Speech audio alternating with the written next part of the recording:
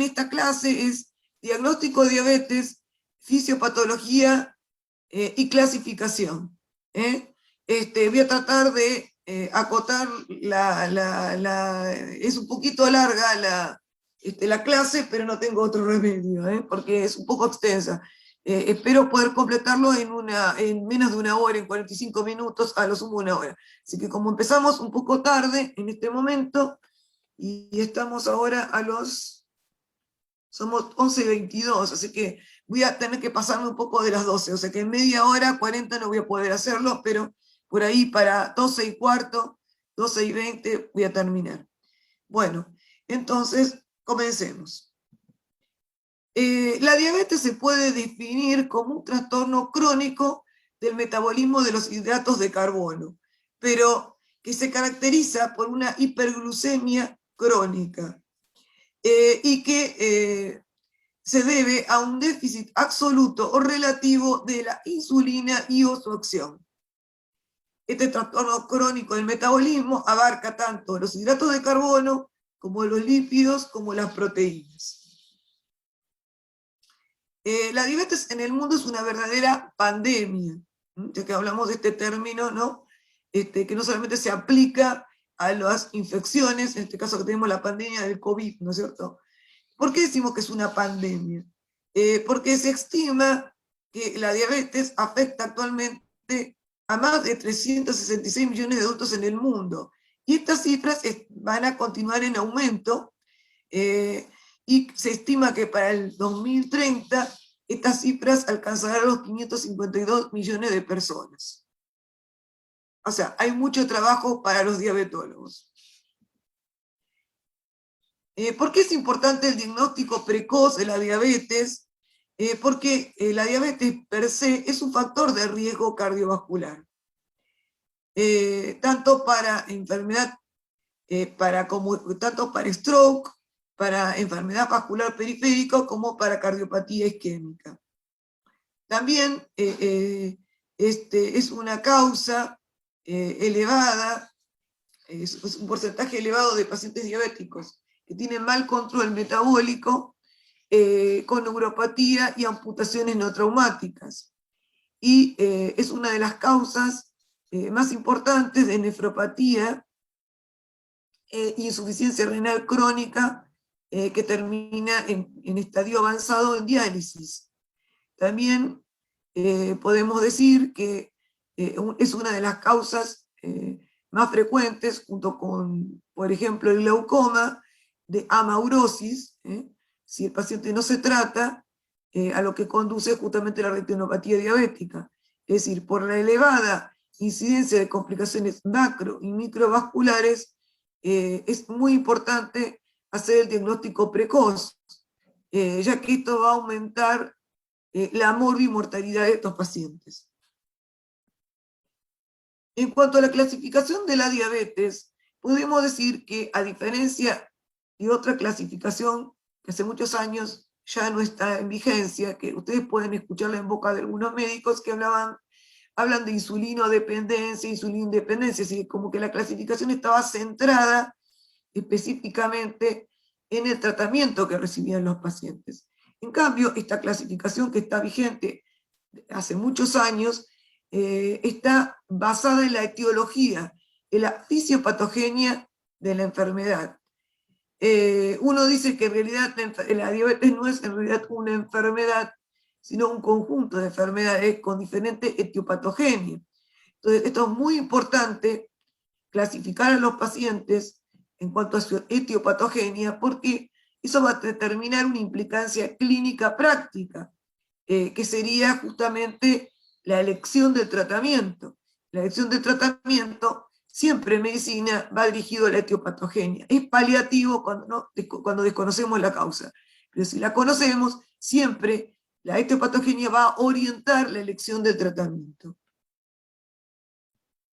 Entonces, la clasificación se basa en 4 grandes grupos. Un primer grupo, tenemos la diabetes tipo 1, y a su vez esta se divide en 2 subgrupos.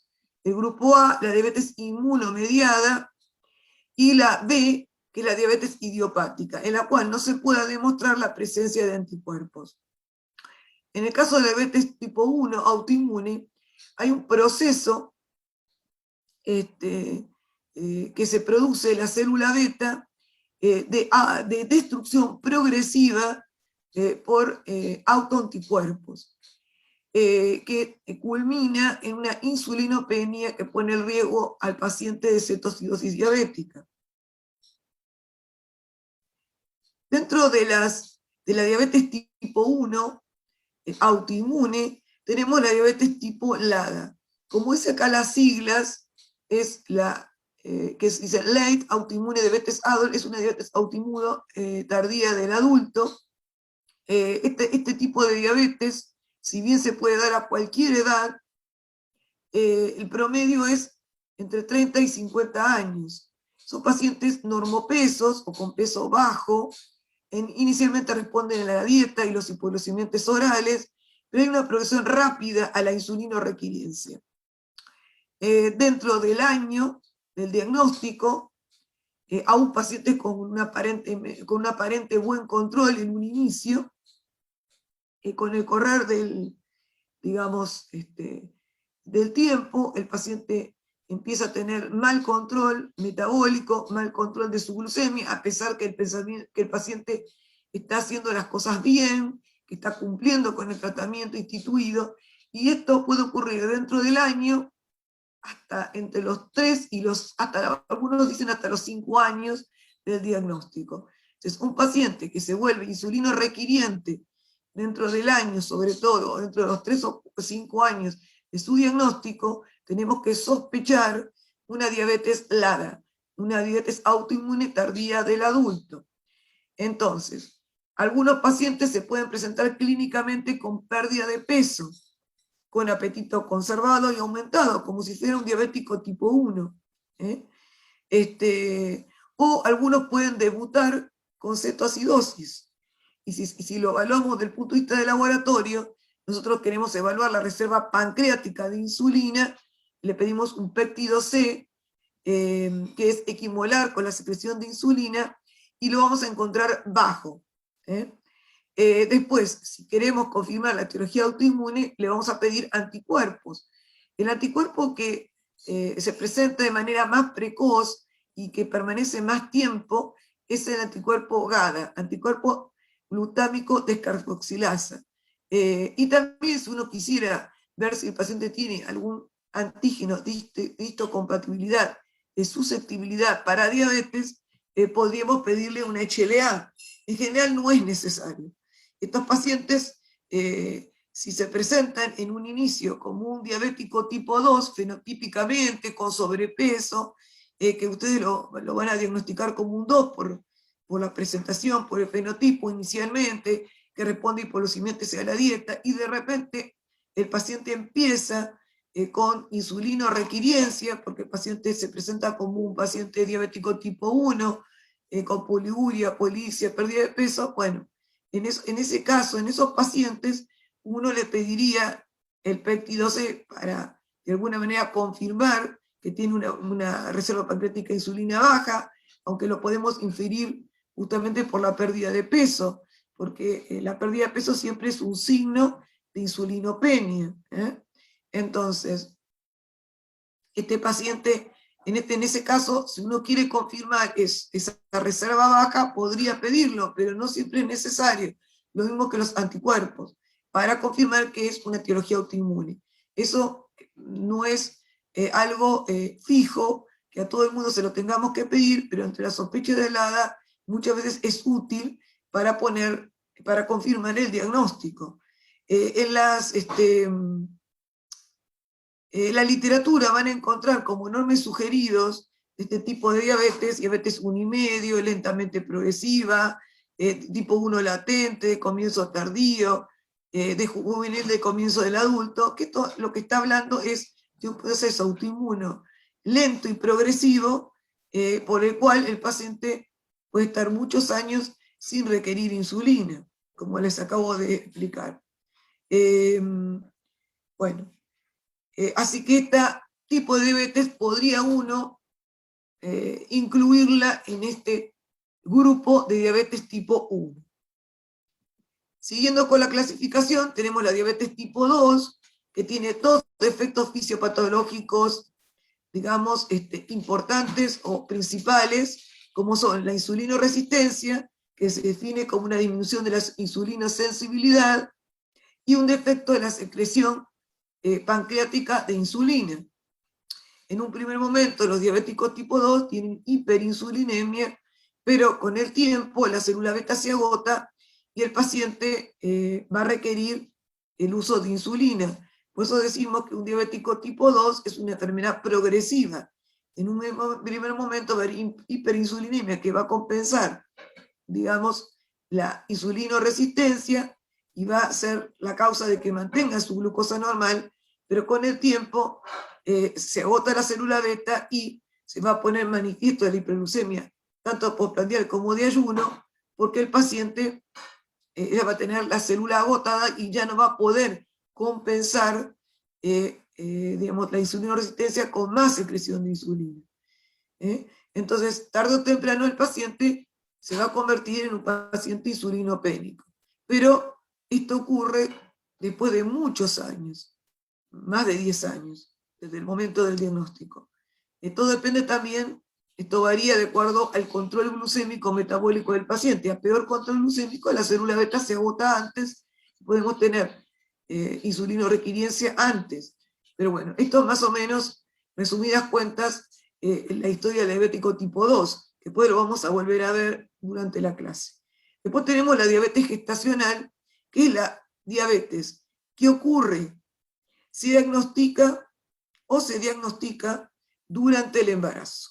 El paciente puede tener una diabetes desconocida para el paciente, sobre todo es un paciente obeso, con sobrepeso, una mujer que no tiene diagnóstico de diabetes previa al embarazo, pero la diagnosticamos durante el embarazo, porque ocurre durante el embarazo, no, la tenía, pero a lo mejor la paciente no se hacía chequeos, no se controlaba y no sabía que la tenía. Pero también se define como diabetes gestacional, propiamente dicha, aquella que ocurre durante el embarazo, porque durante el embarazo el páncreas de la paciente, mujer, se pone a prueba, ya que si bien en el primer trimestre hay mayor insulinosensibilidad, en el último trimestre del embarazo, alrededor de las 24, 28 semanas, hay un aumento de la insulinoresistencia fisiológica que tiene la paciente para que el feto pueda nutrirse, tiene un objetivo como es ese, pero si se suma a la insulinoresistencia o al defecto de insulinosecreción que tiene el paciente ya genéticamente predeterminado, esta es una prueba que la paciente realmente enfrenta en el embarazo, la prueba que enfrenta, mejor dicho, su páncreas, para poder compensar esa insulinoresistencia. Entonces, por eso muchas veces en estos pacientes aparece la hiperglucemia en esa semana de gestación, que es cuando se hace el test de screening de diabetes gestacional, justamente en esas semanas en que, como digo, entre comillas, se pone a prueba el páncreas porque tiene que vencer la insulinoresistencia fisiológica propia del embarazo. Bueno. Por último, tenemos el cuarto grupo, que serían los otros tipos específicos de diabetes, como son los defectos genéticos en la función de la célula beta, como son los MODY. También tenemos otro grupo, que son los defectos genéticos en la acción de la insulina, como la diabetes lipoatrófica, la resistencia insulínica tipo A. Son defectos genéticos poco frecuentes, de los cuales no vamos a hablar, teniendo en cuenta el tiempo que se me ha reducido. Igualmente esto lo pueden leer, es decir, no es tan importante. Los MODY los van a ver en la consulta, pero esto último es mucho más difícil de verlo en la práctica clínica habitual. Son enfermedades raras, digamos, poco frecuentes. En cuanto al MODY, como dicen las siglas en inglés, es una diabetes del adulto de comienzo juvenil. Comienza antes de los 25 años, más o menos alrededor de los 25 o 26 años. Hay una secreción alterada de la insulina, pero no hay insulinoresistencia. Estos pacientes no tienen alteraciones en la acción insulínica. Tienen varias generaciones que lo preceden con este defecto Por lo tanto, es una enfermedad como tiene una herencia autosómica dominante. Hay diferentes tipos de MODY, de acuerdo a donde se encuentra la mutación. Ustedes lo ven acá en el slide. En general, el MODY2, que el defecto está en el gen de la glucopinasa, se puede presentar como un diabético tipo 2. Son pacientes con una glucemia en ayunas promedio de 150 miligramos. No pasa de eso, o sea, meses y años en que el paciente tiene diagnóstico de diabetes, no pasa de esos valores. Generalmente se tratan con hipoglucemiantes orales a dosis muy bajas, y muchas veces implica hacer un diagnóstico diferencial con el diabético tipo 2, que también puede presentarse al principio de esta forma, ¿sí? Tiene muy buen pronóstico. Son pacientes que pueden desarrollar escasamente alguna complicación crónica de la diabetes. Después tenemos otros MODIs, que por ejemplo el MODI 5, que puede presentarse con insulina o requiriencia al momento del diagnóstico, que obliga a hacer diagnóstico diferencial con diabetes tipo 1 autoinmune, y hay otros MODI que pueden, durante el transcurso de su enfermedad, pueden desarrollar insulinorequiriencia con el tiempo, con los años. Pero bueno, esto sería más o menos un pantallazo general, no me quiero alargar más para poder llegar a tiempo con la clase, pero lo pueden leer esto, completar con lectura. El MODY siempre requiere para su diagnóstico, un diagnóstico obviamente hecho por biología molecular, es decir, un diagnóstico genético. Para ustedes confirmar el diagnóstico de MODY, no hay otra que hacer un laboratorio en el cual se puede hacer diagnóstico de estas mutaciones para confirmar que se trata de un MODY. Es decir, no hay ningún otro estudio que uno pueda realizar, excepto el genético, para poder confirmar el diagnóstico. Que es importante para el diagnóstico diferencial, sí, y para el pronóstico que tiene el paciente en cuanto a la terapéutica para elegir, o sea, en cuanto a la elección terapéutica también es importante. Así como no es necesario pedirle HLA en un paciente diabético LADA, acá en estos casos tal vez sí es necesario para hacer diagnóstico diferencial pedirle un estudio genético, porque no hay otra manera de confirmar, valga la redundancia, nuestra presunción diagnóstica. Después tenemos, dentro del grupo de otros tipos específicos de diabetes, tenemos las enfermedades del páncreas exócrino. De estas que están viendo en el slide, la más frecuente es la pancreatitis, que cuando compromete el parénquima del parénquima pancreático, dependiendo de la extensión del compromiso pancreático, si hay necrosis, si hay destrucción celular, dependiendo de la extensión de esa destrucción celular, vamos a tener o no diabetes. También puede haber compromiso, no solamente de las células beta, sino de las células alfa, que producen glucagón. ¿Y qué implicancia tiene esto? Es un paciente de difícil manejo, porque no tiene, o sea, tiene mayor riesgo de hipoglucemia, sobre todo en pacientes que van a requerir tratamiento con insulina, debido a esta diabetes secundaria a la pancreatitis, ya que el glucagón es una hormona de contrarregulación. En ausencia de esta hormona de contrarregulación tenemos otras. Esto es muy importante, por lo tanto, si yo tengo un paciente que tiene tanto destrucción de células beta como alfa, voy a tener una diabetes que tengo que tener mucho cuidado si la tengo que tratar con insulina, porque tiene mayor riesgo de hipoglucemia debido a la ausencia de glucagón. Bien, después tenemos las otras enfermedades por depósito, o sea que el parénquima pancreático está ocupado, en este caso de la hemocromatosis, que, bueno, que también, digamos, puede producir diabetes justamente porque, porque el depósito de hierro puede producir, de alguna manera, la destrucción de la célula o la alteración o disfunción celular, producir la disfunción directamente, más que destrucción celular, la disfunción celular de la célula beta. Bueno, después tenemos otro grupo también, que son las endocrinopatías.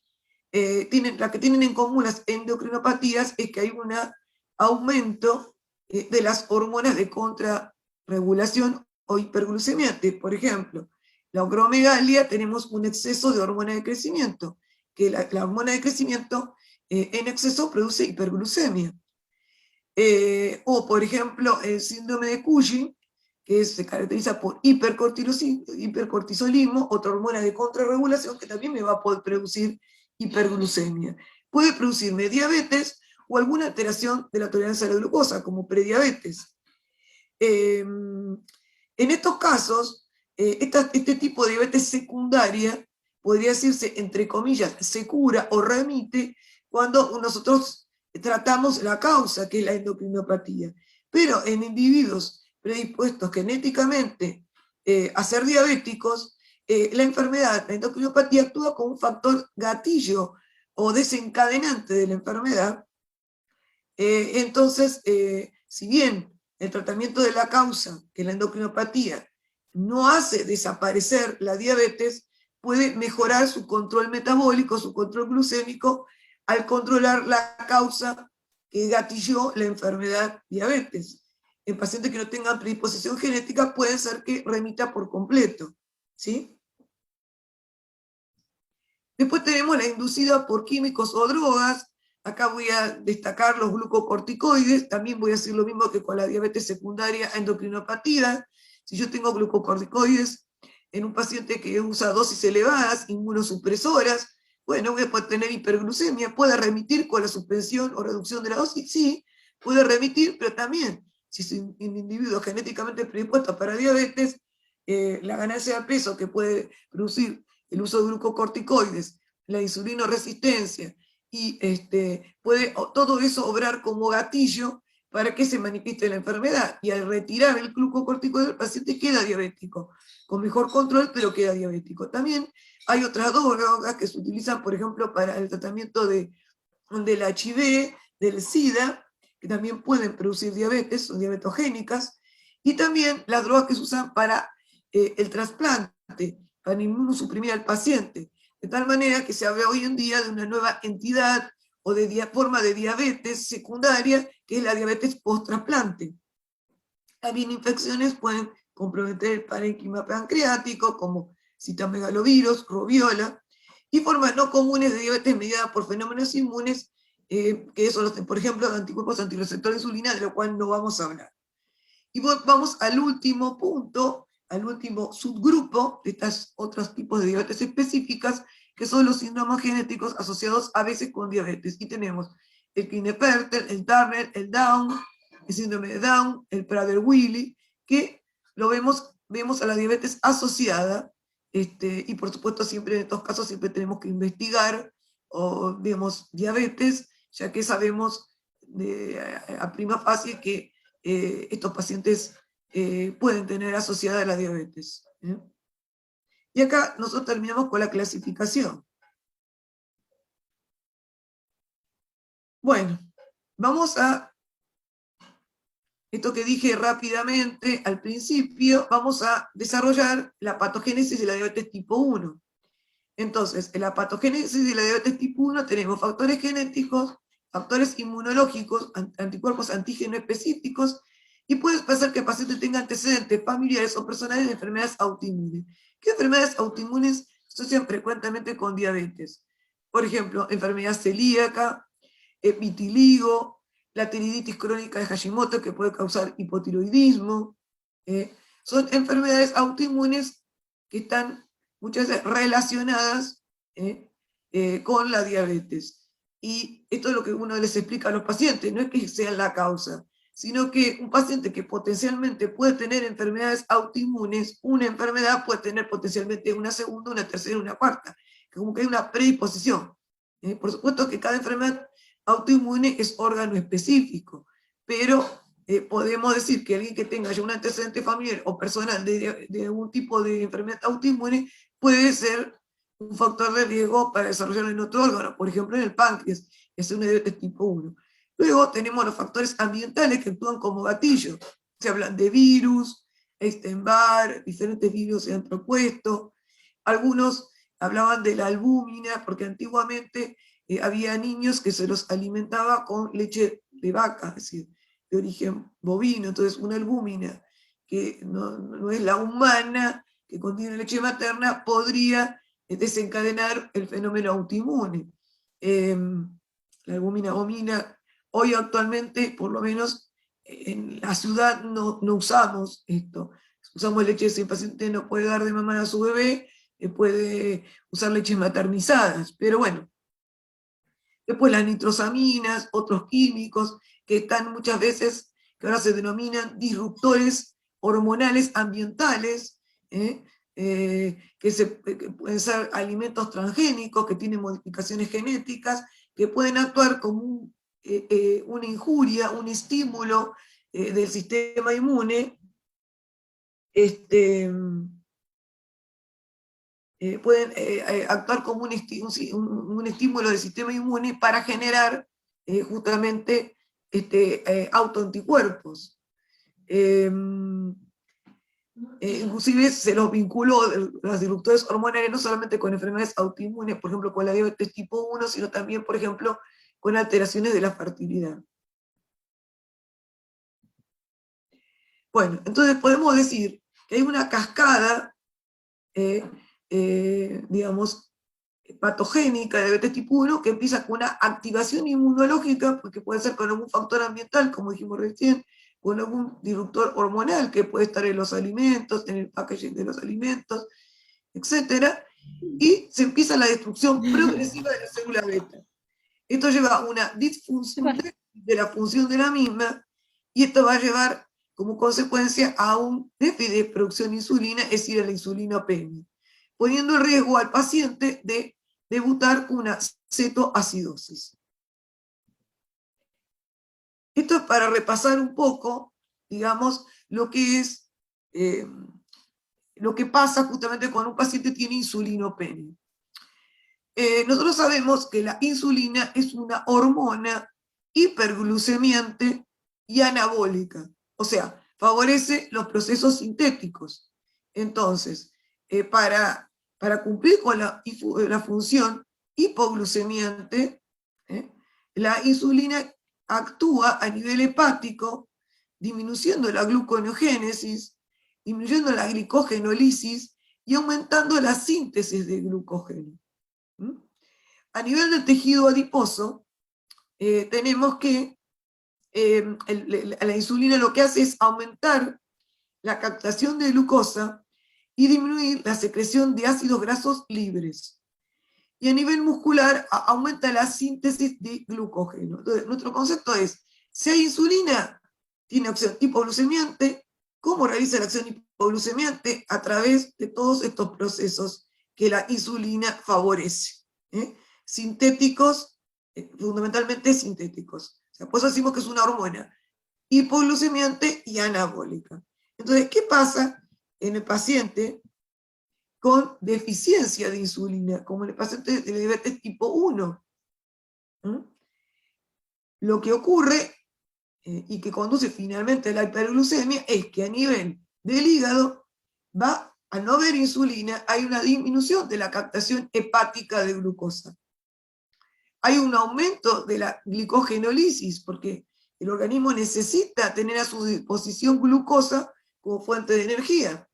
Y un aumento de la gluconeogénesis a partir de aminoácidos. Y tal vez también un aumento de producción de cuerpos cetónicos a partir de ácidos grasos libres. ¿Por qué todo esto? Justamente como a falta de insulina, la glucosa que se encuentra en sangre no se puede aprovechar, ¿no es cierto? No la podemos aprovechar. Entonces, como consecuencia de eso, como el organismo es imprescindible para nuestro organismo tener disponible una fuente de energía, busca fuentes de energía alternas, como son los cuerpos cetónicos, y trata de producir glucosa a partir de sustratos no glucídicos, por ejemplo, los aminoácidos. Esto es el esfuerzo que está haciendo el organismo para proveerse de energía.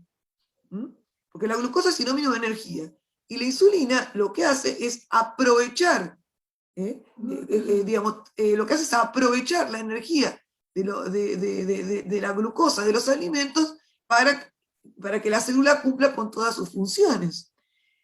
A su vez, a nivel, digamos, del tejido adiposo, va a haber un aumento de la degradación de triglicéridos. ¿Para qué? Para proveer de ácidos grasos libres al hígado, ¿no es cierto? Provee de ácidos grasos libres al hígado para aumentar la producción de cuerpos cetónicos como una fuente de producción de energía alterna. Y a nivel muscular hay una disminución de la captación de glucosa, tal como pasa en el hígado, y un aumento de la degradación proteica. ¿Para qué? Para proveer de aminoácidos al hígado para hacer gluconeogénesis. Ven que todo el movimiento es para buscar fuentes de energía alterna, producción glucosa, que en realidad está en exceso en sangre, pero no puede entrar a la célula porque no hay suficiente insulina. Entonces, tampoco hay suficiente insulina para inhibir la lipólisis, por eso que hay degradación de triglicéridos, que estos después se van a utilizar para los cuerpos cetónicos. Bien. No sé si voy muy rápido, si está todo bien por ahora. ¿Está bien? ¿Entienden todos? Sí, sí. Sí, sí. Perfecto. Esto es un poco de repaso de fisiología normal y aplicarlo a la fisiopatogenia, para uno entender qué le pasa al diabético. Porque el diabético, por ejemplo, lo que va a hacer es un paciente que, si no se atiende, no se diagnostica lo antes posible, digamos, cuando empieza con el síndrome de poliuria, polidesia, pérdida de peso con apetito conservado o aumentado, si uno no lo agarra en ese momento y el paciente progresa la insulinopenia, va a terminar en una cetoacidosis por estos mecanismos. ¿Sí? ¿Y por qué el paciente está adelgazado? No solamente pierde masa magra, masa grasa, sino también masa magra, es decir, pierde masa muscular. El paciente es un paciente que adelgaza perdiendo tanto músculo como masa grasa, justamente por este proceso que implica ¿qué cosa? Que hay hipercatabolismo. En ausencia de insulina hay hipercatabolismo. El paciente está hipercatabólico, por eso pierde peso. Por eso se presenta con pérdida de peso. Pero que tarde o temprano puede conducirlo, este estado metabólico, a una cetoacidosis.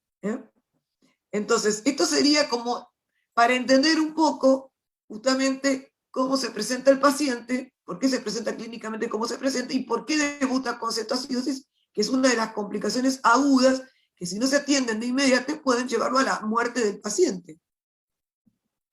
Bueno, entonces, vamos a los factores genéticos. Estos son los antígenos de histocompatibilidad, los HLA haplotipos, de alto riesgo y protectores. No se lo tienen que memorizar, chicos, para el examen. Simplemente piensen que tienen que tener en cuenta que existen. Uno puede pedirlos para confirmar la etiopatogenia de la enfermedad, pero en la práctica clínica habitual no se piden. No se piden. En general, para que una persona pueda tener diabetes, tiene que tener diabetes tipo 1, digamos, la tipo 1 clásica, tiene que tener un antígeno de compatibilidad de alto riesgo y no tener ninguno protector. Si un paciente tiene antígeno de histocompatibilidad protectores, quizás no desarrolle la diabetes por eso, aunque el paciente pueda tener alguno de alto riesgo. Esto es como un balance. Entonces, esto sería la predisposición genética. Vuelvo a repetir, no se lo memoricen, simplemente tienen que saber que existe esto, que se lo puede pedir, pero en la práctica clínica habitual, para confirmar el diagnóstico, no se lo pide. Luego vamos a los factores inmunológicos antígeno específicos. Eso sí es importante saberlo. Acá tienen algunos de los anticuerpos. Lo que yo quiero que les quede como concepto, que el anticuerpo que tienen que tener en cuenta es el anticuerpo antiglutámico descarboxilasa. El anti-GAT o GADA también. ¿Por qué? Porque este es el que se diagnostica, o sea, el anticuerpo, que al momento del diagnóstico está presente de manera más precoz. y es el último en bajar, descender o desaparecer. Es decir, que si yo tengo una duda diagnóstica con respecto a la etiología autoinmune, por ejemplo en un LADA, voy a pedir el anticuerpo anti-GAT. Como yo no sé hace cuánto tiempo que el proceso autoinmune se está dando lugar en el páncreas, entonces, porque yo sé que es una enfermedad autoinmune lenta y progresiva, yo voy a elegir un anticuerpo que perdure en el tiempo, no uno que aparece y desaparece, aparece y luego desaparece rápidamente. Entonces, si yo tengo que elegir un anticuerpo para un LADA, por ejemplo, yo tengo duda diagnóstica, y bueno, voy a pedir un anticuerpo anti-GAT. ¿Puedo pedir más de un anticuerpo? Sí. Lo que pasa es que muchas veces las obras sociales sobrepagas no te cubren los anticuerpos y son muy caros. Entonces, desde el punto de vista de utilidad práctica, el que a mí digamos, me sería práctico para lo que acabo de mencionar antes también y de nuevo ahora, es anticuerpo anti-GAT. Si yo tengo más de un anticuerpo positivo, mayor seguridad tengo de que estoy frente a una diabetes autoinmune, pero ya con uno es suficiente. A veces puedo tener un falso negativo, porque por ahí pasó mucho tiempo, pero en general está positivo. En el diagnóstico reciente de diabetes está positivo. Uno o más anticuerpos. De la diabetes tipo 1 clásica. Bueno, después, esto es lo que yo quiero que vean, este gráfico, en que de alguna manera se ve la etiopatogenia, el proceso etiopatogénico en el tiempo. Ven que uno nace con una cantidad determinada de islotes. Entonces, puede existir en el paciente una predisposición hereditaria, así tener algún familiar en primer grado con diabetes autoinmune, tipo 1, puede tener un antígeno de histocompatibilidad de susceptibilidad, viene una noxa, es decir, un factor ambiental gatillo, desencadena la actividad inmunológica. Empezamos con una autoinmunidad celular con evidencia humoral, es decir, ¿qué significa evidencia humoral? Que yo voy a tener anticuerpos positivos, puede ser el ICA positiva, o el GADA, o el IA2, anticuerpos anti-insulina positiva, o sea, puede tener cualquiera de estos anticuerpos positivos. A medida que pasa el tiempo, la cantidad de anticuerpos positivos aumenta. Es decir, ya voy a tener no uno solo o dos, voy a tener los 4. Y finalmente entramos en un periodo de autoinmunidad celular, pero con evidencia metabólica, que es cuando se pierde el primer pico de secreción de insulina, que es el que produce cuando uno recién comió. Bueno, ese primer pico se pierde. Ya cuando los islotes disminuyeron, por ejemplo acá, aproximadamente a menos de 100.000. ¿Sí? Hay una destrucción de células bastante importante. Entonces, a continuación vamos a tener que el paciente va a aparecer o se va a diagnosticar la diabetes por hiperglucemia. ¿Sí? Pero esta sería más o menos la historia natural de la enfermedad. Y si vamos a el punto de vista clínico, la historia natural clínica de la enfermedad, tenemos que acá tenemos un periodo de tiempo en que el paciente no va a tener la enfermedad, vamos a tener una determinada cantidad de masa de células beta, como vimos recién, que son las que tenemos desde el momento que nacemos, factores genéticos predisponentes, un factor gatillo, y aparecen las anormalidades inmunológicas. Este sería un periodo de prediabetes que puede durar meses hasta años, hasta que se diagnostica la diabetes clínica, en que el paciente, en esta diabetes clínica, va a tener ya la hiperglucemia de ayuno y va a presentarse con los síntomas cardinales de poliuria, polipsia, pérdida de peso con apetito conservado, o va a debutar con una cetocidosis, si el paciente no consulta antes, lo ideal sería que consultara antes por estos síntomas, y vamos a encontrarlo hiperglucémico. Acá habla de Honeymoon, que es la luna de miel del diabético. Cuando el páncreas está, digamos, el páncreas tiene una reserva que todavía puede tener el paciente de células intactas o con cierta función, que están afectadas por la glucotoxicidad generalizada que tiene el paciente. Cuando nosotros le damos el tratamiento con insulina, va a disminuir la glucotoxicidad. Entonces, esto va a hacer que mejore la función de las células betas remanentes. Es como una especie de resurrección, como que reavivara a las células beta que todavía no están muertas, no entraron en apoptosis, todavía están funcionando, tienen algo de secreción de insulina. Entonces, ¿esto cómo se traduce clínicamente? Que el paciente empieza a disminuir los requerimientos de insulina, a veces hasta valores muy bajitos, de tal manera que el paciente dice, doctora, me curé, en realidad yo no tengo diabetes, se equivocaron en el diagnóstico. Esas son las frases que dice el paciente. Y uno tiene que explicarle al paciente que su forma de diabetes, la diabetes tipo 1 autoinmune, puede pasar por un periodo de luna de miel. Es decir, que anda todo muy bien, tan bien que el paciente requiere muy poca insulina, casi nada de insulina. Entonces, este es el momento que tenemos que decirle al paciente que tiene que vernos con asiduidad, verlo con frecuencia, que se haga el automonitoreo con frecuencia, porque si el paciente erróneamente piensa que se curó, se va de la consulta y este paciente termina internado en unos meses con una cetoacidosis diabética que puede comprometer incluso su vida. Entonces hay que explicarle esto al paciente, que no es una curación, que tiene que seguirse más de cerca y seguir con el automonitoreo. ¿Cuánto tiempo puede durar esta luna de miel? 3 meses, 6 meses, un año, hasta que vuelven a subir la insulinorequirencia, porque sube la glucosa, y entramos entonces, lo que se dice acá en este gráfico, en la fase crónica de la diabetes. ¿Sí? Esa sería la historia natural clínica de la enfermedad. Entonces, vamos a la diabetes tipo 2. Bueno, en el caso de la diabetes tipo 2, podemos decir que corresponde al 90-95% de la población con diabetes es diabético tipo 2. Fíjense que el porcentaje de diabetes autoinmune es muy pequeño. ¿Sí? Entonces, ¿cuáles son los efectos principales? Que lo vuelvo a repetir. Insulinoresistencia es una disminución de la insulinosensibilidad de los tejidos a la acción de la insulina. Y un déficit en la secreción de insulina. Si yo no tengo el déficit de la secreción de insulina, aunque tenga insulinoresistencia, no voy a llegar a ser diabético. Es una condición necesaria que haya un déficit de la secreción de insulina. ¿Cuál es su etiología? En este caso es multigénica. Se hablan de diferentes genes, candidatos, como por ejemplo mutaciones en el receptor de la insulina, mutaciones a nivel mitocondrial. Hay diferentes genes candidatos con diferentes mutaciones que puedan predisponer a un paciente a ser diabético tipo 2.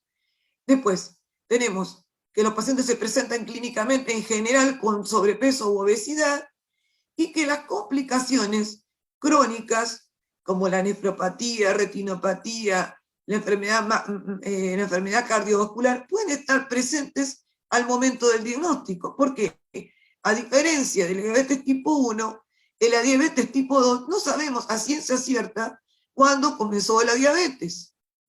Porque la presentación de diabético tipo 2 es un síndrome metabólico que es oligoasintomático o asintomático. A menos que tenga glucemias elevadas por encima de 180 todo el tiempo, el paciente no va a tener ni poliuria, ni polidipsia, no va a tener ningún síntoma de los que tiene el diabético tipo 1 autoinmune. Es decir, el paciente se va a presentar generalmente asintomático o oligosintomático. Entonces, no sabemos a ciencia cierta cuándo comenzó su diabetes. Muchas veces el diagnóstico se hace en un chequeo de rutina, en un preocupacional por razones laborales, encuentran una glucemia elevada, el paciente a lo mejor en algún momento tuvo una glucemia elevada, pero no le dio bolilla ni al paciente ni al médico, y dice, sí, tenía un poquito de azúcar. No, poquito de azúcar no, es diabetes. No hay un poquito de azúcar, es diabetes, o prediabetes o diabetes.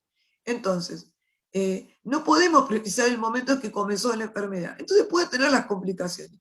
Porque para tener una complicación como una nefropatía, retinopatía, neuropatía, cualquiera de estas, o enfermedad cardiovascular, necesita por lo menos mínimo 5 años de evolución de la enfermedad sin haber sido diagnosticada, tratada o no tuvo buen control, ¿no? 5 años de mal control, porque no sabía que la tenía, o porque no concurría al médico, no hacía el tratamiento, lo que sea. Entonces, necesito 5 años. Por eso que se chequean las complicaciones crónicas al momento del diagnóstico. Mientras que el diabético tipo 1 tengo un timing de 5 años. Eso no significa que no no le vamos a hacer el screening de las complicaciones crónicas de la diabetes. Pero no es necesario hacerlo en el momento, porque sabemos exactamente el debut, ya sea por los síntomas, sea por los síntomas cardinales o por la cetoacidosis. ¿Me comprenden? Eso es lo importante que tienen que retener. Bueno, acá ustedes ven la resistencia a la insulina y la difusión de la célula beta, cómo están asociadas, cómo están relacionadas. Bueno, la resistencia a la insulina, ¿qué hace? Aumenta la lipólisis y la liberación de ácidos grasos libres en el tejido adiposo. Esto aumenta la circulación de ácidos grasos libres, eso produce lipotoxicidad que contribuye aún más a la difusión de la célula beta.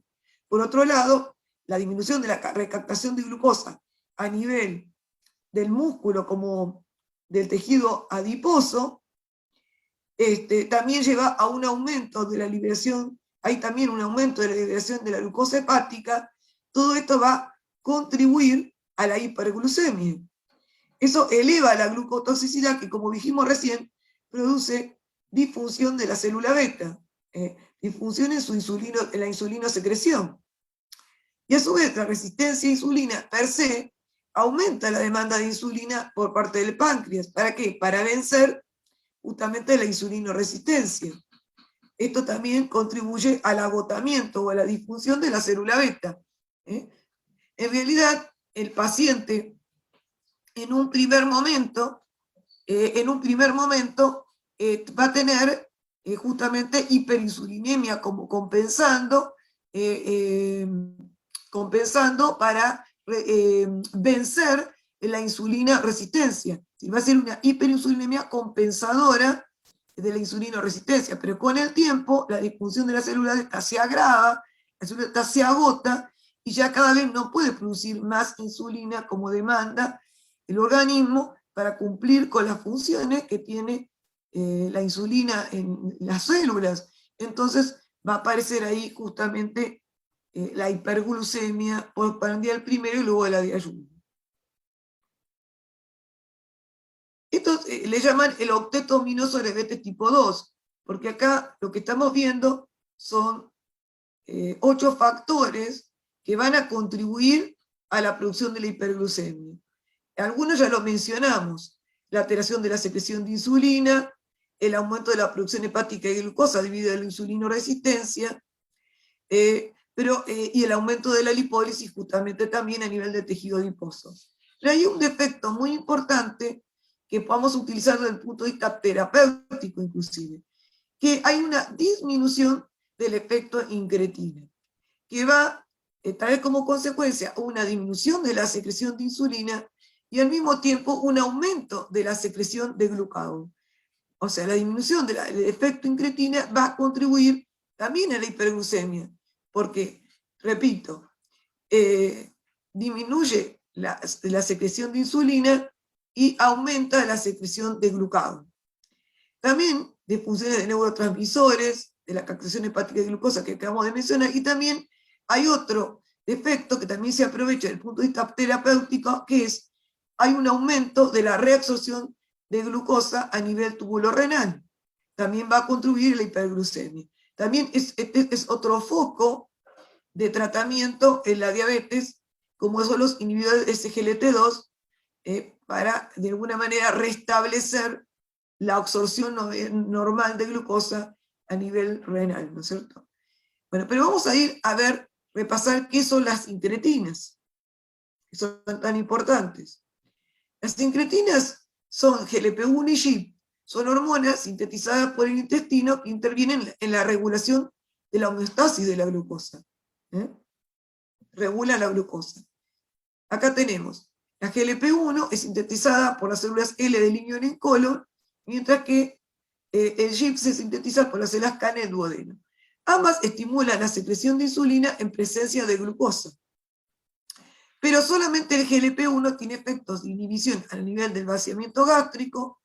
También reduce la ingestión de alimentos y el peso corporal, porque actúa a nivel del sistema nervioso central, a nivel del centro del apetito.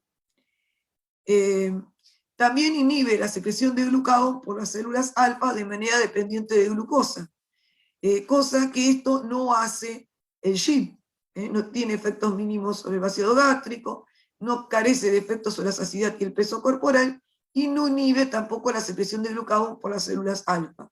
Esa es la diferencia fundamental entre ambas. Ambas, GLP-1 y GIP, se les atribuye un efecto positivo sobre el recambio de células beta, es como que disminuye la apoptosis, pero en modelos preclínicos, es decir, no en seres humanos, generalmente en experimentos de laboratorio.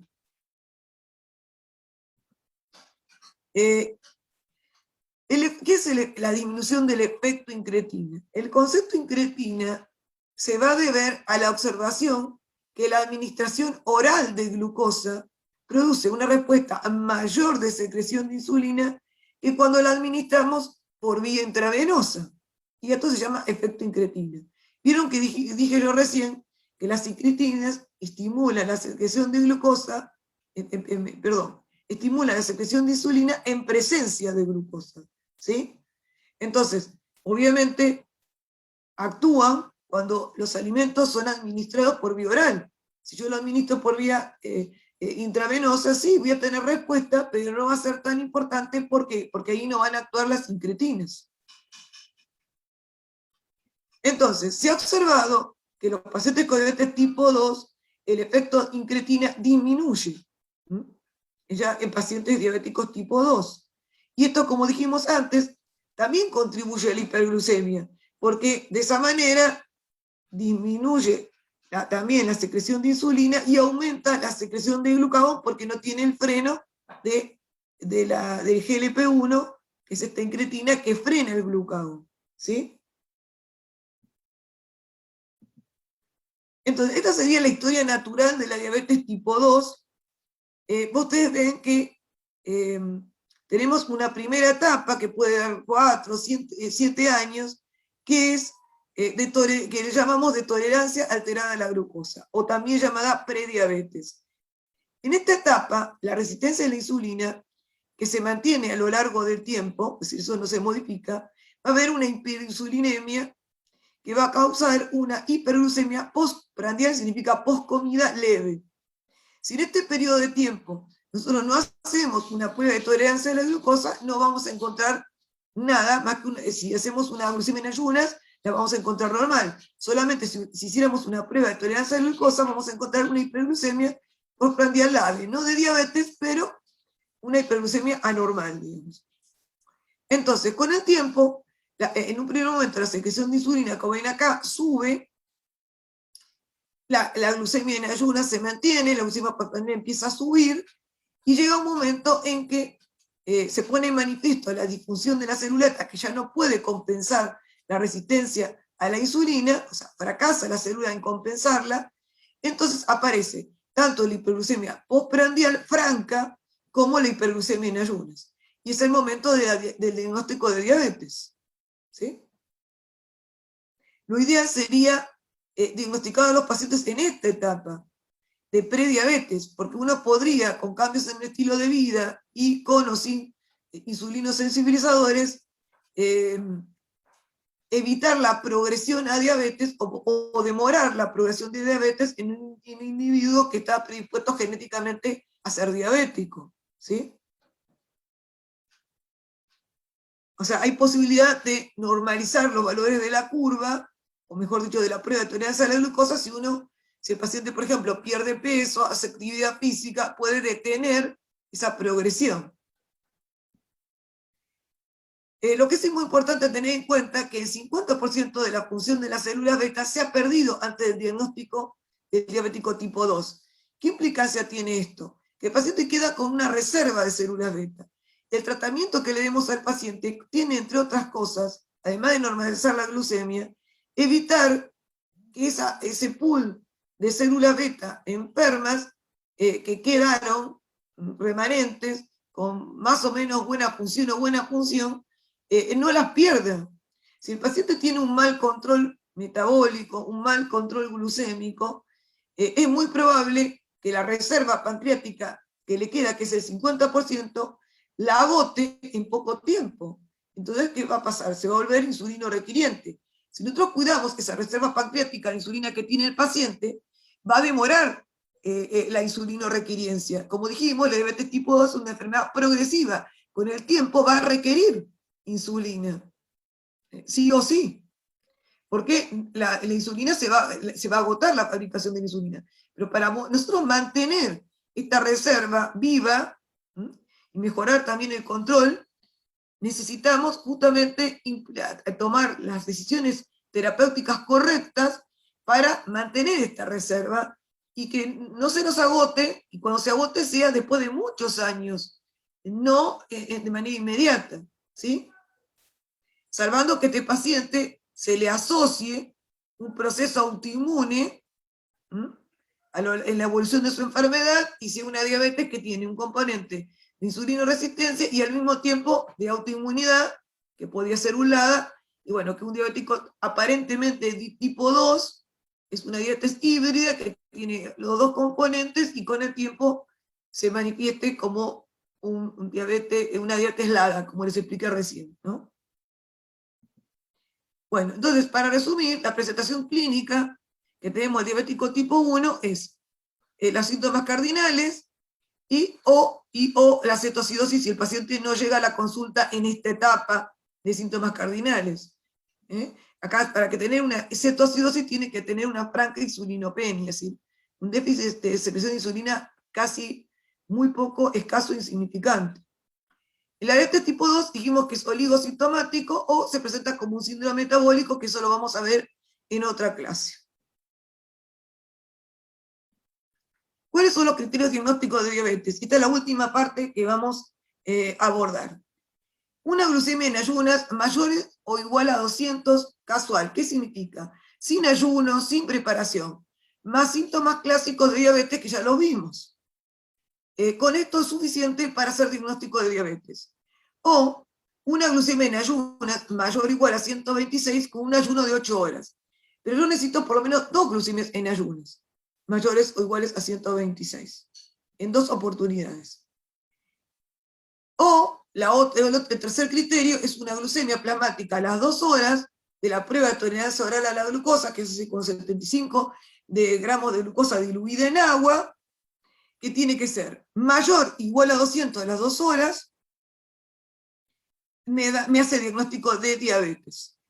Y también se habla de una hemoglobina glicosilada mayor o igual a 6.5.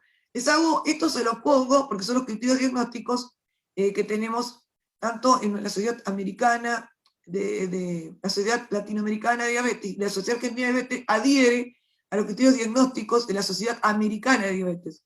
Pero la hemoglobina glicosilada como criterio diagnóstico en nuestra población no lo utilizamos. ¿Por qué? Porque la hemoglobina glicosilada tiene que ser una hemoglobina glicosilada certificada, homologada a un estudio que se hizo, se llama Diabetes DCCT, que no voy a avanzar en explicar esto porque si no, no vamos a terminar en el horario que me propuse. Después, en todo caso, si necesitan hacerme alguna pregunta, me lo hacen ahora o en otro momento, después que termine la exposición. Pero, a ver, la hemoglobina glicosilada que se hace en nuestros laboratorios no es una hemoglobina que sirva para hacer diagnóstico. ¿Para qué sirve la hemoglobina? Para hacer el control metabólico del paciente. Vieron que la hemoglobina glicosilada sería como el promedio de la glucemia de los últimos 2 meses, y que tiene que ver con la vida media del eritrocito, ¿sí? Entonces, yo la hemoglobina glicosilada me sirve para evaluar el control, no para el diagnóstico, porque necesitaría una hemoglobina certificada según una metodología concreta que no todos los laboratorios en Argentina y en Latinoamérica lo tienen. Así que no lo usamos como valor, como criterio diagnóstico.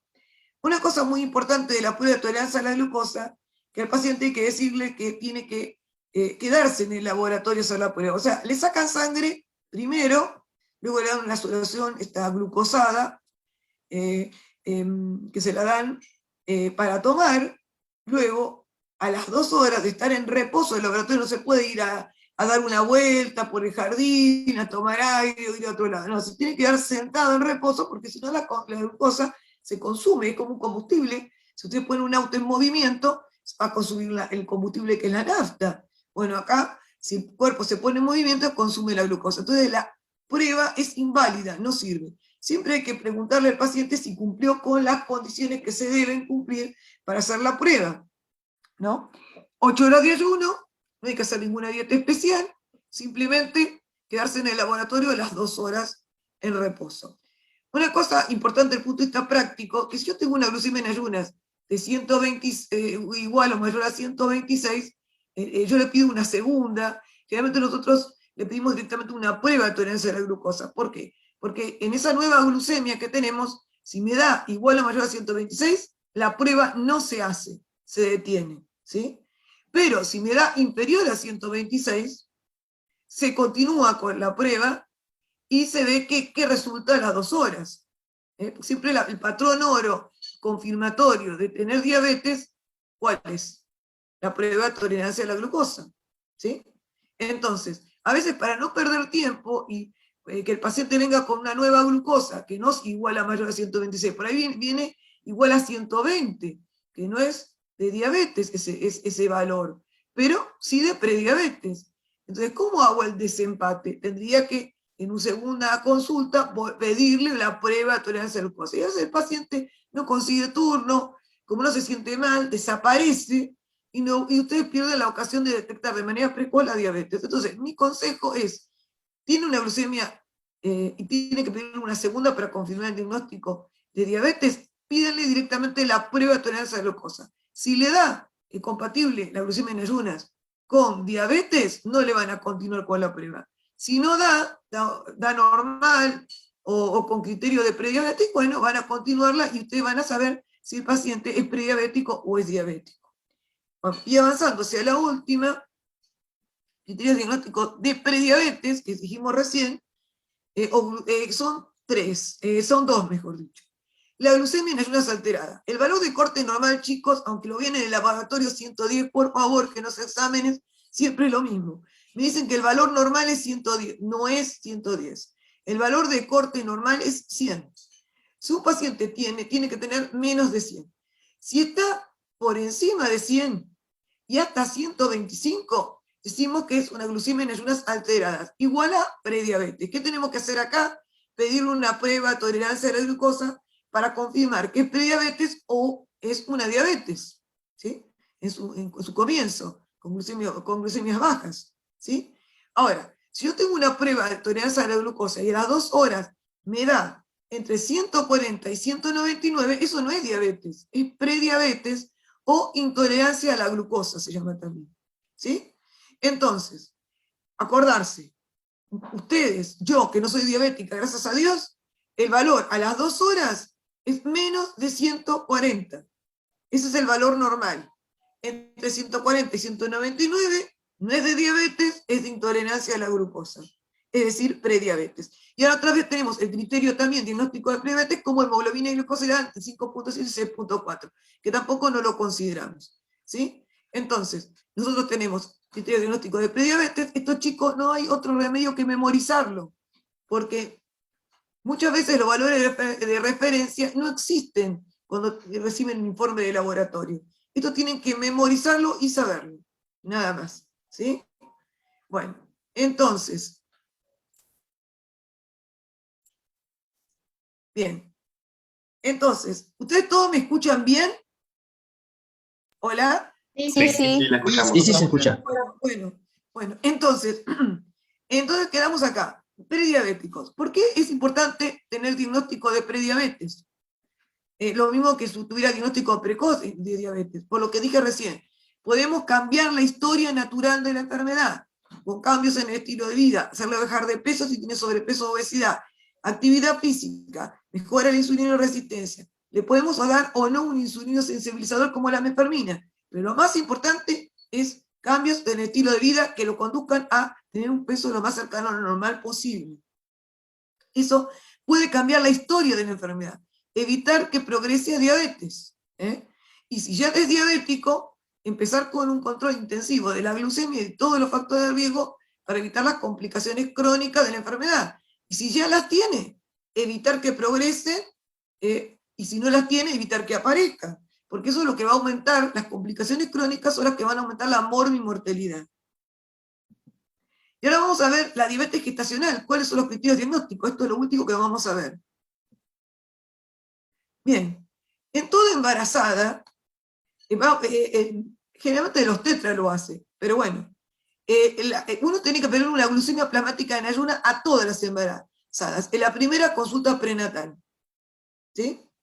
Entonces, estamos en el primer trimestre de embarazo, ¿no es cierto? Dijimos que en el primer trimestre de embarazo hay un aumento de la insulina sensibilidad. ¿Y qué es normal en una embarazada? Que tengan valores súper normales. Nunca va a tener un valor de 100. Va a tener un valor cercano al valor inferior normal, que sería 70. ¿Me entienden? ¿Sí? Bueno, voy a tener, como debido a la insulinosensibilidad, que hay en el primer trimestre de embarazo, yo le pido una glucemia, la voy a tener muy por debajo de 100. ¿Sí? Por eso, si yo tengo un valor menor de 100, voy a descartar que tenga diabetes gestacional. ¿Sí? ¿Entendieron hasta ahí? ¿Voy bien? Sí, sí. Si yo tengo entre 100 y 125, fíjense, en 2 oportunidades, las oportunidades serían seguiditas, no voy a esperar 2 meses para pedirle la otra. Se la pido hoy recibo la primera. Se la repito dentro de 2 días, dentro de las 48 horas, 72 horas. Tengo 2 glucemias que se encuentran entre 100 y 125 y digo que tiene diabetes gestacional. ¿Ven? ¿Se dan cuenta que esto que sería que en un adulto no embarazado, ¿qué sería? ¿Criterio de qué? ¿Sería de diabetes en un adulto no embarazado? No, prediabetes. Muy bien, prediabetes. Fíjense que lo que es prediabetes, intolerancia a la glucosa, glucemia en ayunas alterada, en un adulto no embarazado, en una mujer embarazada, es diabetes gestacional. ¿Ven? Que cambian los criterios. Si yo tengo ya una glucemia mayor o igual a 126 en 2 oportunidades y ya está, el paciente ya tenía diabetes antes de la gestación, pero la desconocía, ¿me entiende? Por eso decimos, es una diabetes pregestacional. La tenía antes, pero no la conocía. No conocía que la tenía, ¿sí? Si también la glucemia al azar es mayor o igual a 200 con síntomas, y es una diabetes pregestacional. La tenía y no sabía que la tenía. Es decir, la diagnosticamos nosotros durante el embarazo, pero el paciente la tenía y desconocía que la tenía. Pero nosotros hicimos el diagnóstico en ese momento. ¿De acuerdo? Bien. Avanzo. Entonces, en el caso que el paciente tiene una glucemia menor a 100 en ayunas, y si, por ejemplo, hicimos la prueba de tolerancia a la glucosa, que se hace exactamente igual que en un adulto no embarazado. ¿Están ahí todavía? Sí, sí, estamos. Bueno, pues se me fueron las camaritas, no veo a nadie. Bueno, a ver, así no pienso que estoy en el aire. Bueno, escuchen bien esto que ya terminamos, afortunadamente. Con una glucemia menor a 100 en ayuna, o ponerle que hicimos la prueba. ¿Cómo se hace la prueba? Igual que en el adulto no embarazado. Se saca la sangre a los 0 minutos. Se le da los 75 gramos de glucosa disuelta en agua destilada. Luego, a las 2 horas de estar en reposo, le vuelven a sacar sangre. Exactamente igual. Pero fíjense que para ser normal, tiene que tener menos de 140 a las 2 horas poscarga. Menos de 140. Si tiene la glucemia menor a 100 en ayuna, si le hicimos la prueba menor a 140, decimos que normal, ahí descarté en ese momento diabetes gestacional. Ahora, ¿cuándo le pido esta prueba? Fíjense acá arriba. Se la pido entre las 24 y 28 semanas. ¿Por qué se la pido ahí? ¿Se acuerdan lo que dije al principio? Porque en esas semanas aumenta la insulinoresistencia fisiológica del embarazo, que tiene como fin que el feto esté bien nutrido, digamos, así, a grandes rasgos.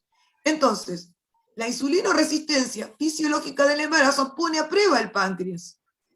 Por eso es que en este momento nosotros vamos a pedir la prueba de tolerancia a la glucosa. Nosotros pedimos una glucemia en ayunas en la primera consulta prenatal. Entonces, en la 24 o 28 semanas, a todas las embarazadas le vamos a pedir esta prueba. Sobre todo aquellas que tengan factores de riesgo.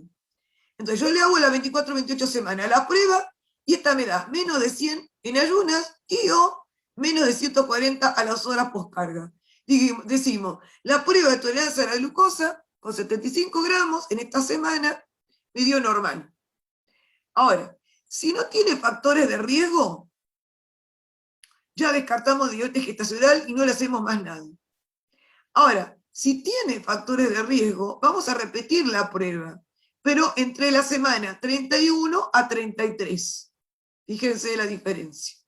Es decir, yo le hago a todas las embarazadas entre las 24 y 28 la prueba de tolerancia de la glucosa con 75 gramos.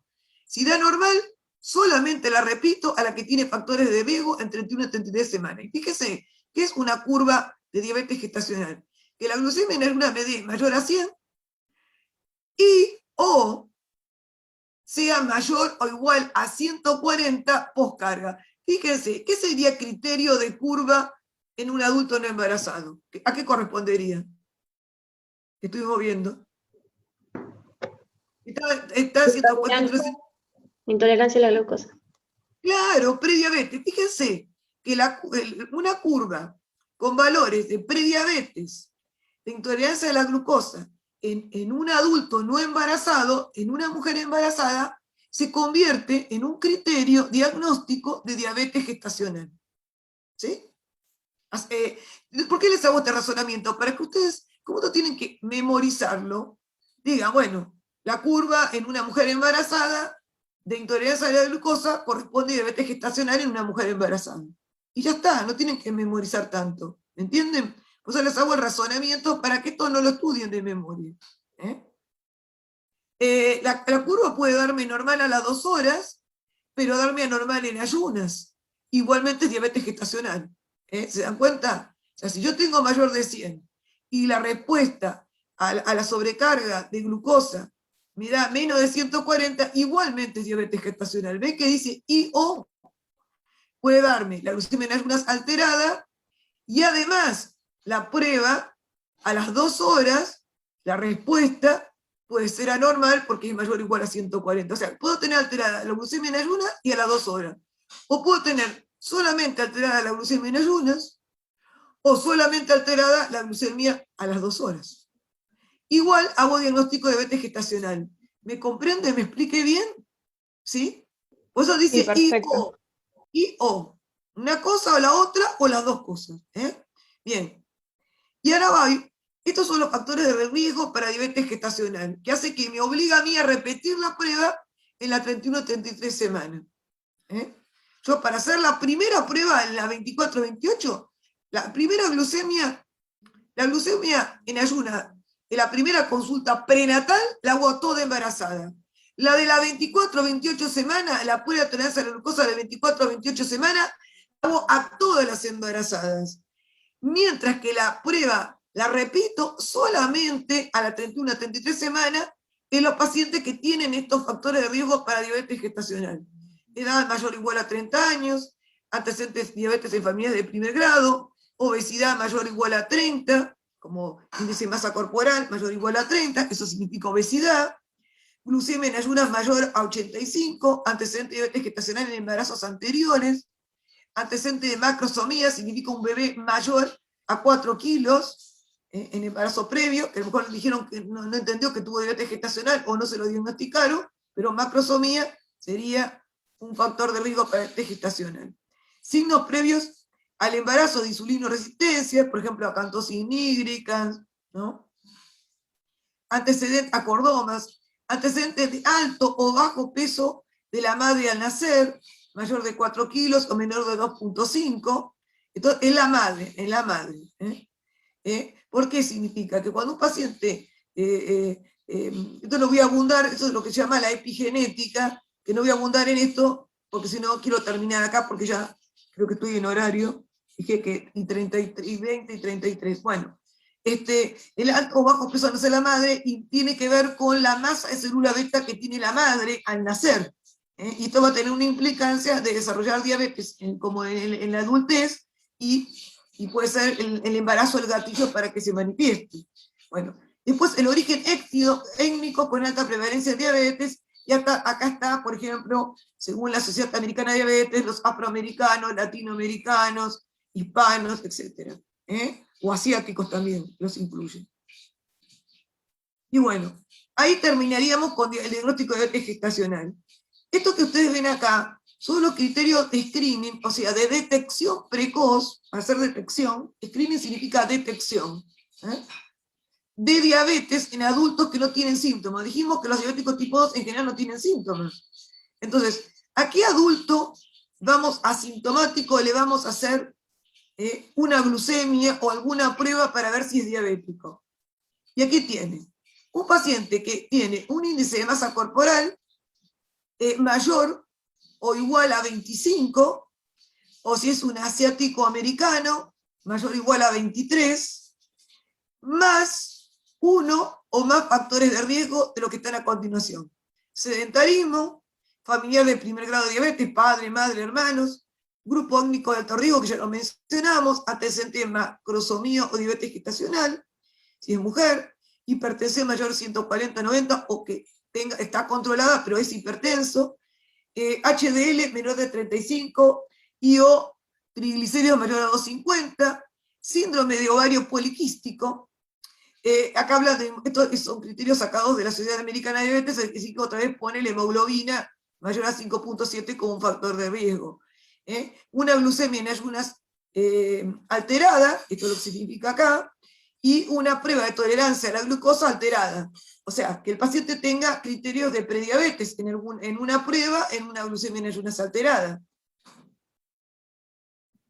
Otros factores de riesgo serían insulinoresistencia, obesidad central, visceral, acantosis nígrica, historia de enfermedad cardiovascular, o sea, un índice de masa corporal mayor o igual a 25, o si es asiático-americano mayor o igual a 23, más cualquier uno o más de todos estos factores de riesgo que acabamos de mencionar. Pero fíjese, pequeño detalle, la edad de 45 años sin factores de riesgo ya es criterio para hacer screening de adultos asintomáticos para diabetes. ¿Sí? ¿Por qué? Porque la incidencia de la diabetes aumenta, y la incidencia y prevalencia de la diabetes aumenta con la edad. Por eso es que la edad sola de 45 años sin factor de riesgo ya es criterio para hacer screening para diabetes en adultos que no tienen síntomas.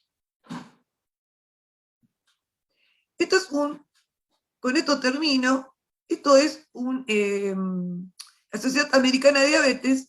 Esta es una especie de, es un test de riesgo, es un score, porque lleva puntos, que muchas veces se le entrega al paciente, por ejemplo, cuando está en la sala de espera, lo puede llenar, o que el mismo paciente lo puede bajar de internet y con este test uno quiere responder a la pregunta, ¿puedo ser yo un paciente diabético? ¿Tengo riesgo de ser diabético?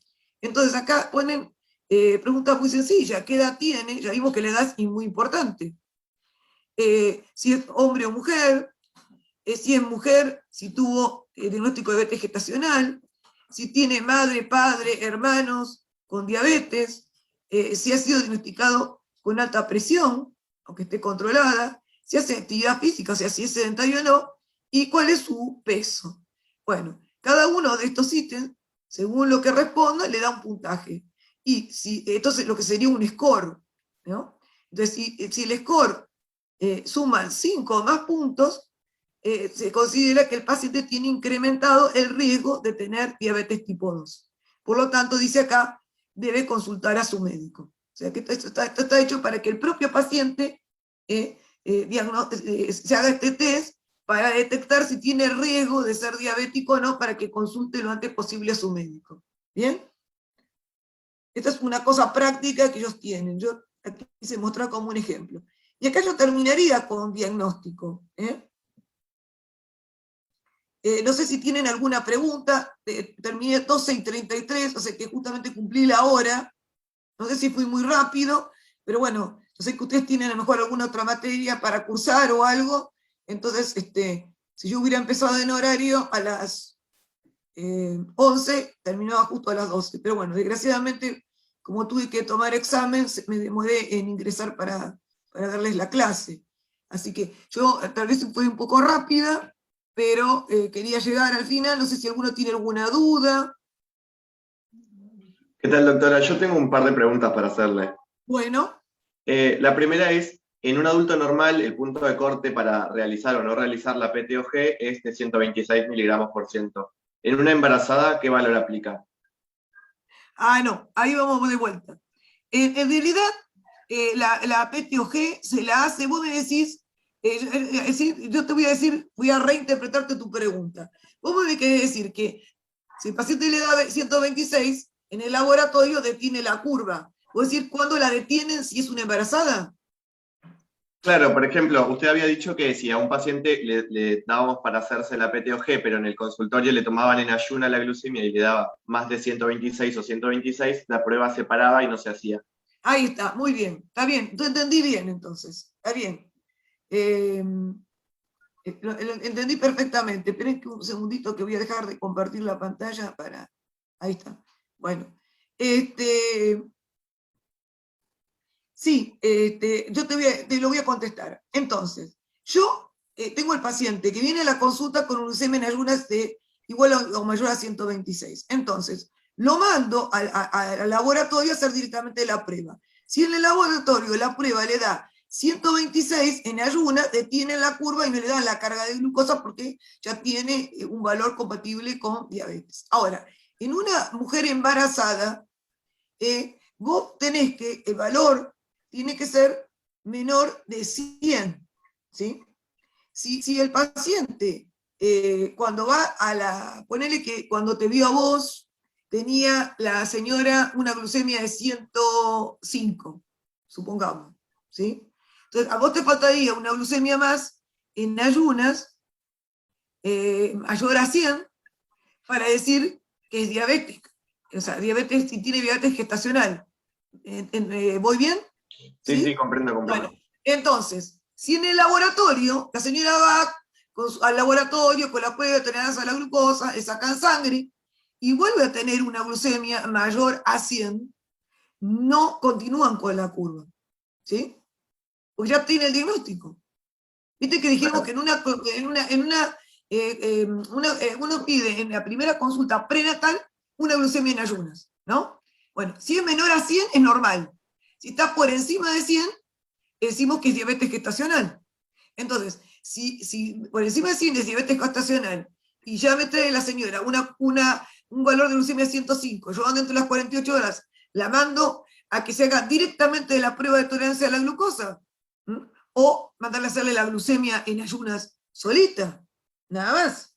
Bueno, pero si ya la persona que la recibe en el laboratorio, la glucemia en ayunas está por encima de 100, ya es un criterio diagnóstico de diabetes gestacional, por lo tanto no necesito completar la curva, solamente me quedo con la glucemia en ayunas. Lo único que lo hago esto, si hacen el razonamiento, es lo mismo, pero con valores similares a los, o iguales, mejor dicho, a los de prediabetes. Que en el caso de la mujer embarazada, los valores de prediabetes se convierten en valores de diabetes, diabetes gestacional, esos valores de prediabetes.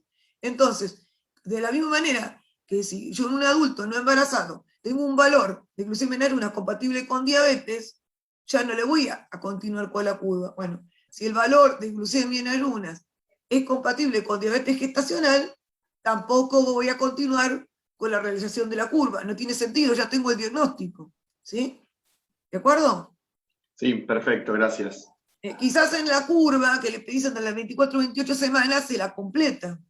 Porque vos viste que dice I-O. O sea, en las 24 o 28 semanas. Lo que yo me estoy refiriendo es a la leucemia en ayunas del control prenatal, que sería en el primer trimestre de embarazo. En el 24-28 le completa la curva, salvando que esté tan alta en ayunas que la detengan, pero si no la completan. ¿De acuerdo? No hay Bien. riesgos. Bien, gracias. No hay riesgo para el feto, ni para la mamá, ni nada. Está muy bien. ¿Qué otra cosa me querés preguntar? Yo tengo otra pregunta, pero si alguien quiere hacer algo, decir algo. A ver, ¿alguien más quiere o pregunta Mateo? Mateo.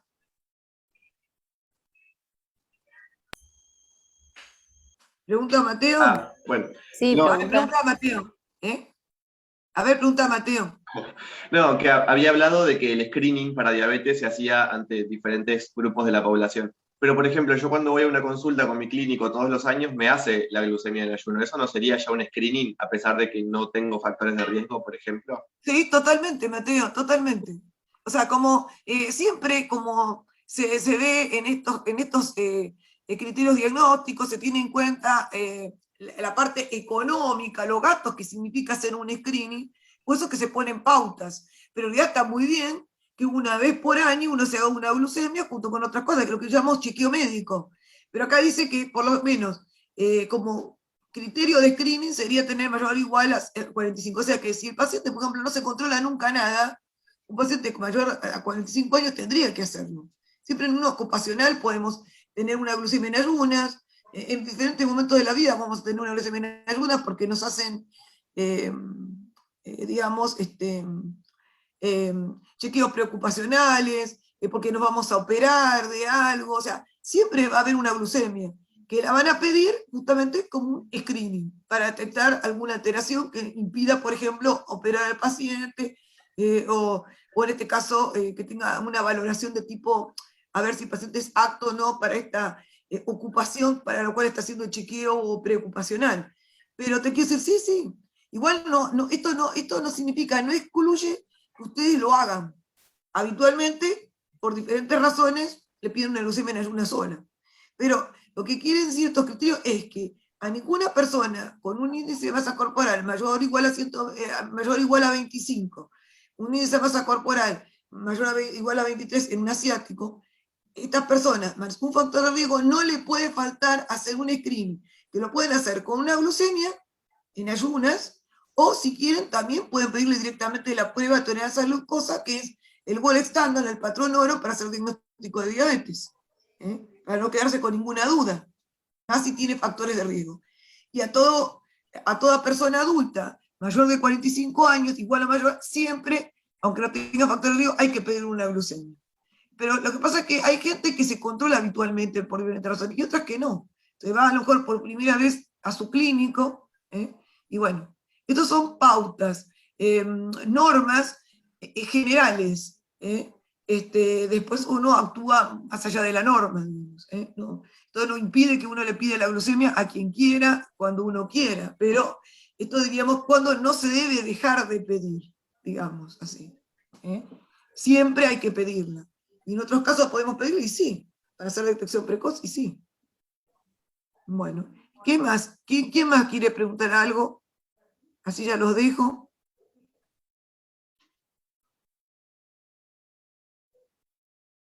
¿Alguien más tiene alguna pregunta? No. Bueno, yo ahora lo que voy a hacer, digamos, igualmente tienen tiempo para preguntarme el viernes, porque el viernes yo voy a cerrar, voy a hacer el resumen semanal y voy a cerrar con la resolución de 2 casos clínicos, que ahora después se lo va a subir a Facebook Karina, y ahí van a tener oportunidad de hacerme preguntas sobre esto.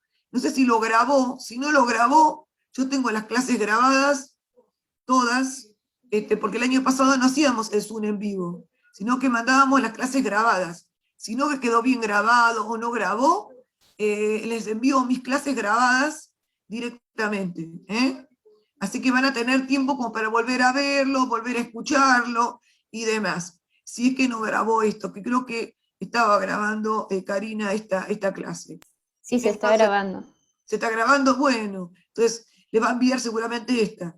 Pero si no, yo tengo las clases grabadas del año pasado, porque no hacíamos un en vivo, únicamente para el taller de casos clínicos y nada más. Ahora se hace todo en vivo, por eso que lo graban en vivo. Pero es la misma clase, no cambió demasiado del año pasado, así que cualquier cosa que haya algún problema, se las envío.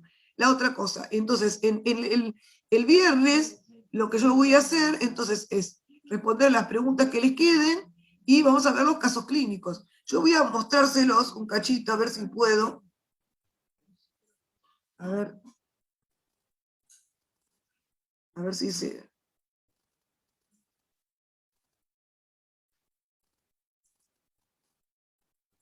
Esperé que tengo que fin de la presentación. A ver.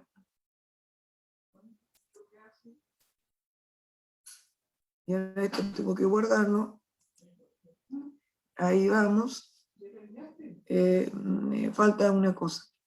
A ver, compartir pantalla. Espérenme un momentito.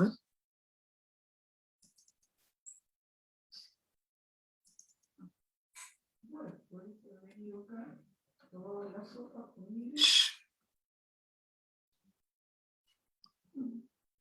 Bueno.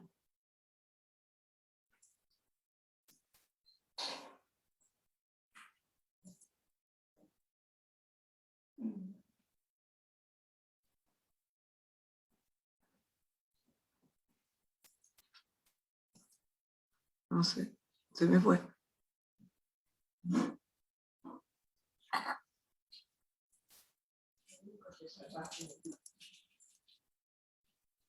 A ver. No sé qué pasó.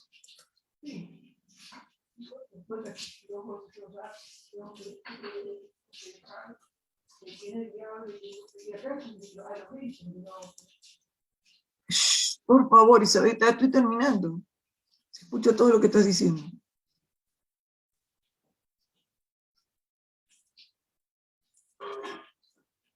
No. No sé qué pasó acá. Al salir.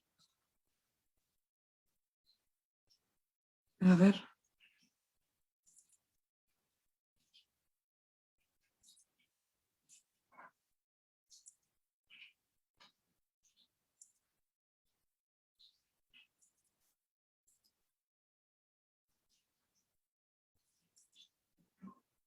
Acá estamos, salí video.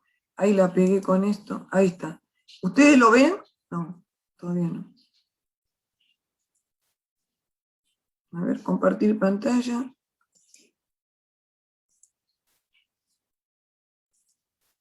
¿Ahí lo ven? Está Sí, ahí empezando, se ahí ve. sí. Sí, ahí sí se Ahí ve. está, ahí está. Bueno, bueno, este sería el primer caso clínico, que la idea es resolverlos todos juntos el viernes, como hicimos con reumatología. Digamos, la idea es resolverlos juntos en clase, y también ahí se presta también para que también salgan algunas dudas. Este es el primer caso. Es un paciente de 35 años de edad, de sexo masculino, con antecedentes familiares de diabetes tipo 2, en el padre, antecedentes personales de tiroides Hashimoto, sobrepeso, hipertensión, dislipidemia, bajo tratamiento con dieta.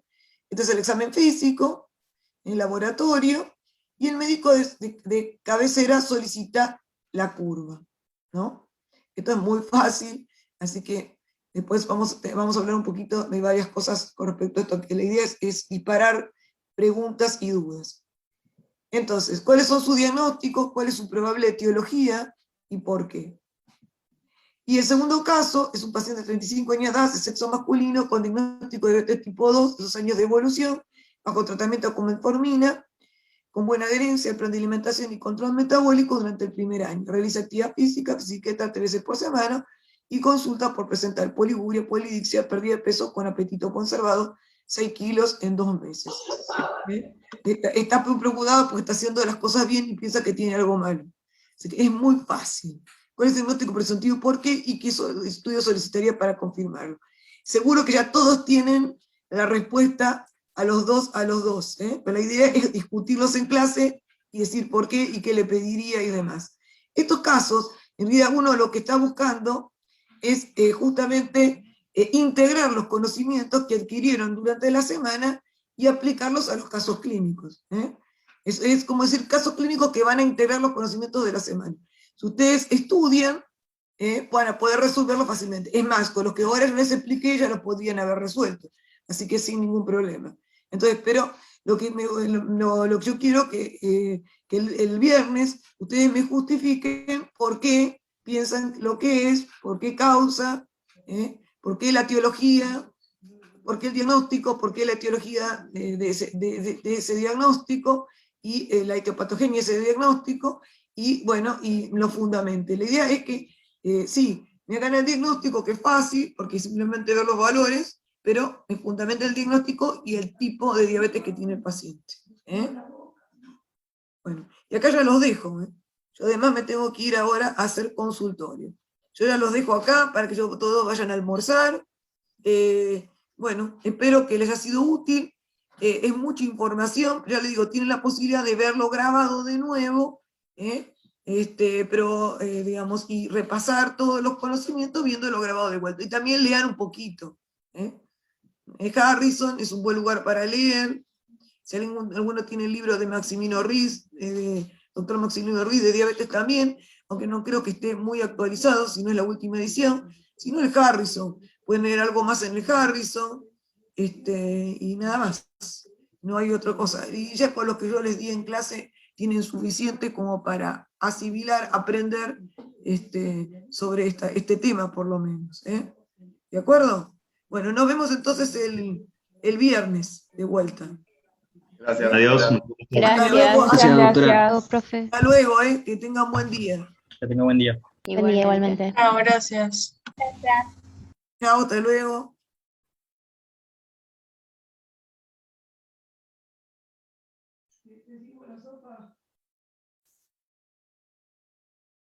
Chao, hasta luego.